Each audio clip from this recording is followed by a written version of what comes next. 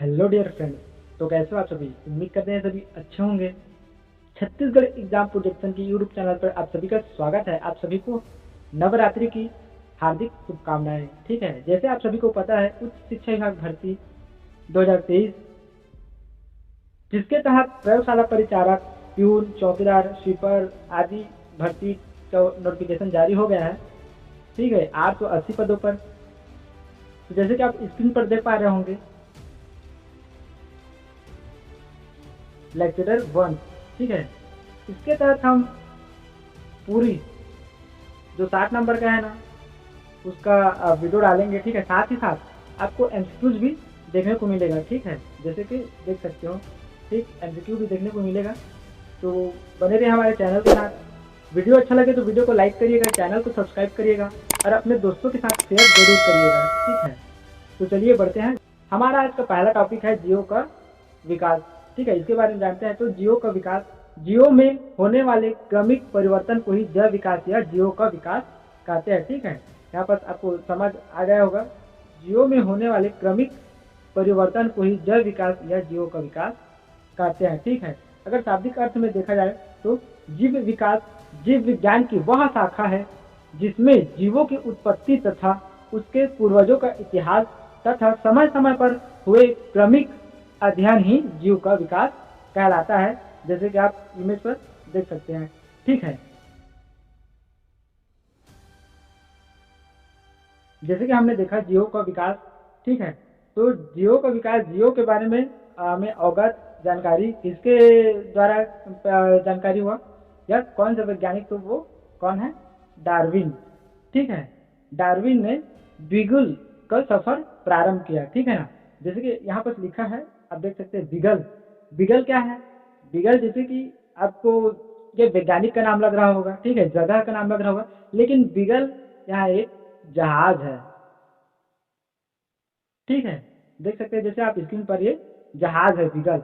ठीक, तो बीगल का शुरुआत डार्विन ने प्रारंभ किया। ठीक है, तो कब से कब तक चला? ठीक है, देखते हैं। तो शुरुआत 27 दिसंबर 1831 से 2 अक्टूबर 1836 तक। ठीक है, चलिए आगे देखते हैं कहाँ से कहाँ तक, तो ये भी जान लेते हैं। ठीक है, ये सभी महत्वपूर्ण टॉपिक एकदम शॉर्ट के तरीके में आपको बताने वाला हूँ मैं। ठीक है ना, तो कहाँ से कहाँ तक? तो इंग्लैंड से अमेरिका तक। ठीक,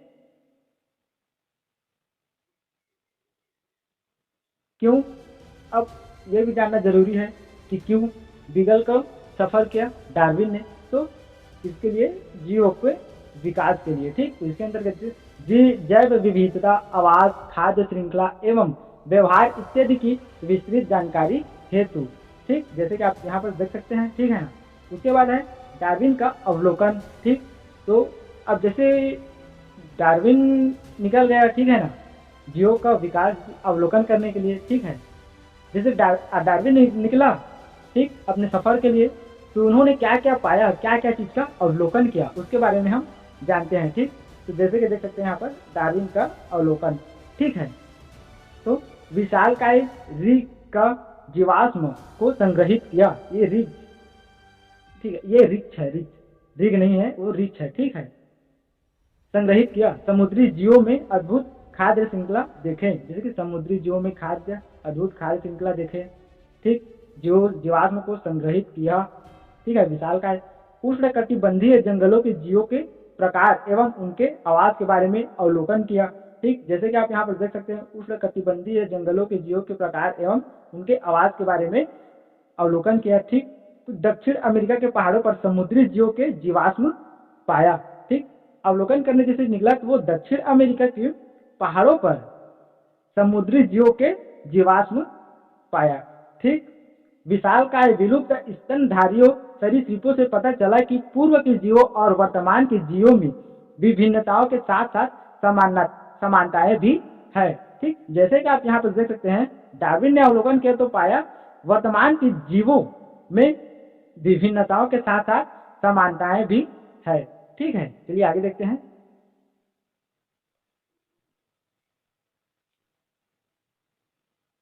छठवां, जब दक्षिण अमेरिका पहुंचा, ठीक है ना, क्या कौन? डार्विन। ठीक, तो गलापागोस के द्वीप समूह पर डार्विन का विशेष अवलोकन हुआ। ठीक, कहाँ पर हुआ? तो गलापागोस द्वीप समूह पर। ठीक है ना, इसे एमसीक्यूज बनने वाले हैं। ठीक, आगे हम देखेंगे। ठीक है ना, इसे एमसीक्यूज बनने वाला है, आगे हम देखेंगे।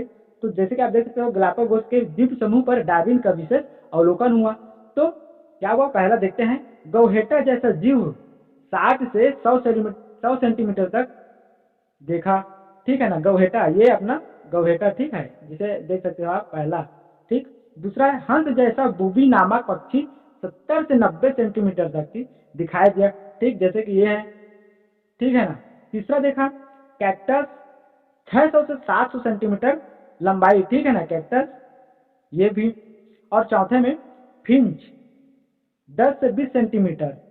ठीक है, 10 से 20 सेंटीमीटर फिंच का अवलोकन किया। ठीक है, ये फिंच एक ये पक्षी।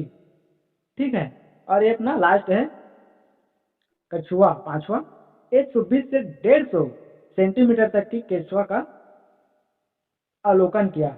ठीक है, जैसे कि आप सभी स्क्रीन पर देख पा रहे होंगे, उम्मीद है सभी को समझ आ रहा होगा। इसे सबसे आसान भाषा में समझाने का कोशिश कर रहा हूं मैं।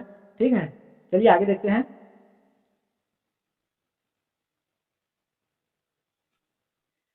जब वहां पर अवलोकन किया डार्विन ने, ठीक है, तो उन्होंने कुछ कुछ चयन कर शोध किया। ठीक, तो देखते हैं जीवों के लक्षणों में होने वाले परिवर्तन की प्रक्रिया को चयन या सिलेक्शन कहते हैं। ठीक, चयन के प्रकार, उन्होंने चयन, ठीक है, तो चयन उन्होंने चयन किया। ठीक, तो कितने प्रकार से चयन किया? तो 2 प्रकार के चयन। कौन कौन से चयन? प्राकृतिक चयन और कृत्रिम चयन। प्राकृतिक चयन नेचुरल सिलेक्शन और कृत्रिम चयन आर्टिफिशियल सिलेक्शन। ठीक, तो चलिए जानते हैं प्राकृतिक चयन के बारे में। ठीक है ना, प्राकृतिक चयन के बारे में जानते हैं।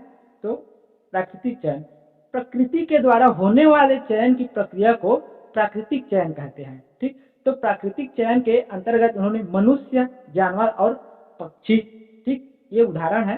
ठीक है ना, और दूसरा है आपका कृत्रिम चयन। ठीक है, तो मनुष्य के द्वारा होने वाले चयन की प्रक्रिया को कृत्रिम चयन कहते हैं, जैसे धान, ठीक, गेहूं, सब्जी आदि। ठीक है, चलिए आगे देखते हैं। विकास का सिद्धांत। ठीक, तो विकास का सिद्धांत किसने दिया है? जीवों के विकास के सिद्धांत तो चार्ल्स डार्विन। ठीक है ना, कौन से पुस्तक में? तो origin of species by selection means of natural. ठीक है ना, उसके सिद्धांत देखते हैं। तो जीवों में विविधता पाई जाती है।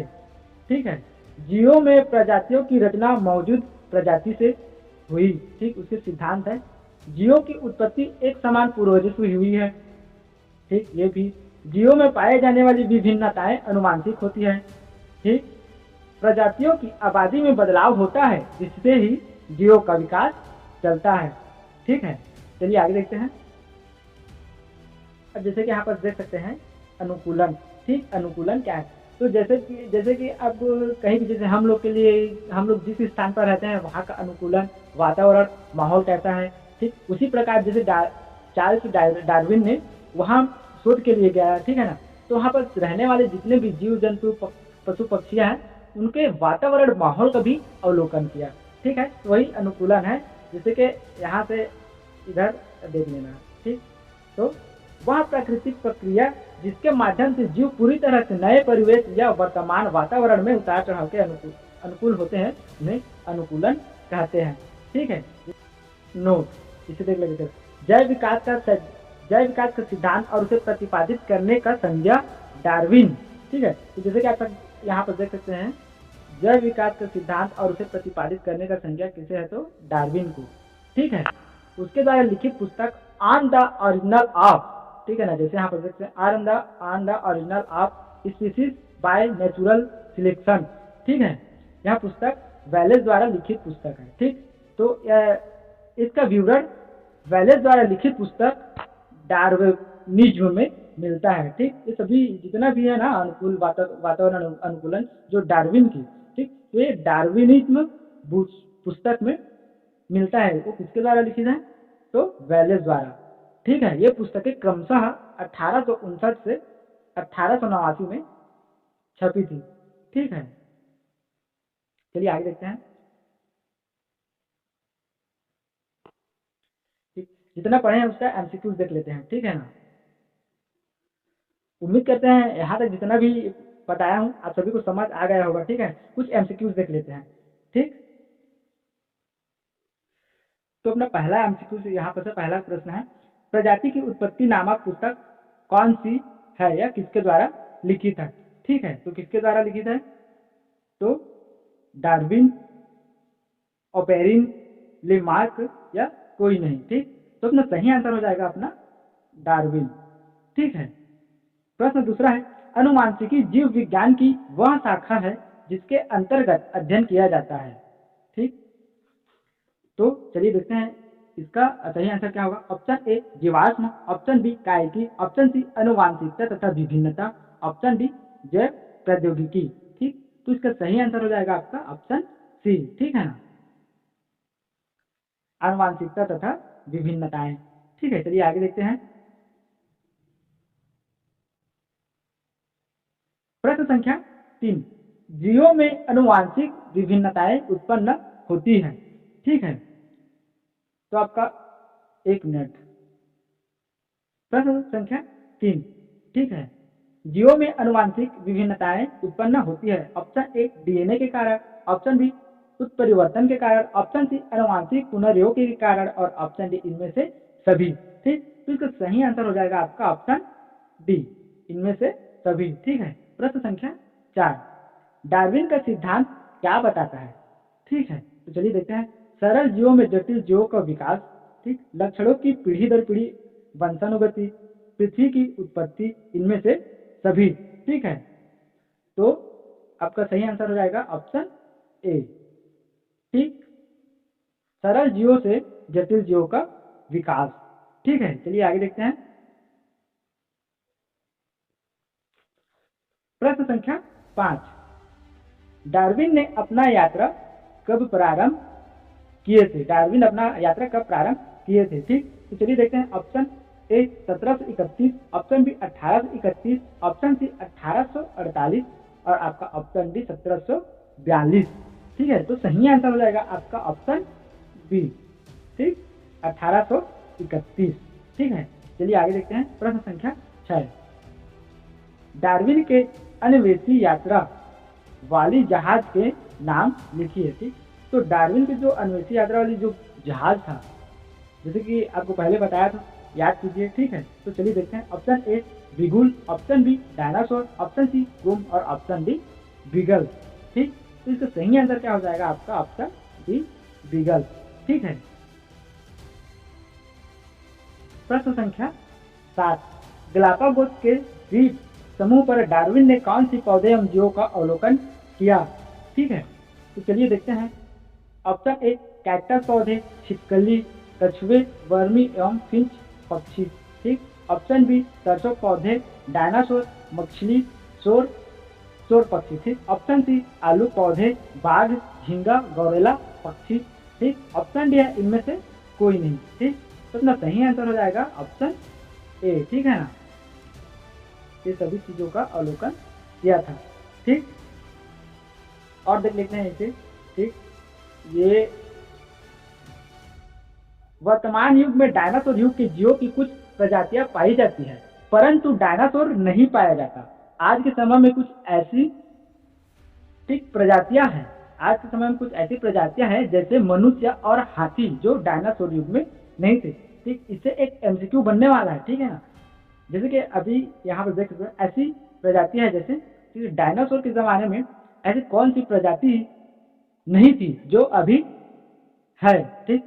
तो कौन सी हो सकता है, कौन कौन हो सकता है, मनुष्य और हाथी, मनुष्य और हाथी जो डायनासोर के जमाने में नहीं हुआ करता था, ठीक है ना। तो एक एमसीक्यू यहाँ भी बन गया, ठीक। वीडियो कैसा लगा कमेंट करके जरूर बताया, अच्छा लगा हो तो अपने दोस्तों के साथ शेयर करिएगा, ठीक। मिलते हैं नेक्स्ट वीडियो में, तब तक के लिए धन्यवाद।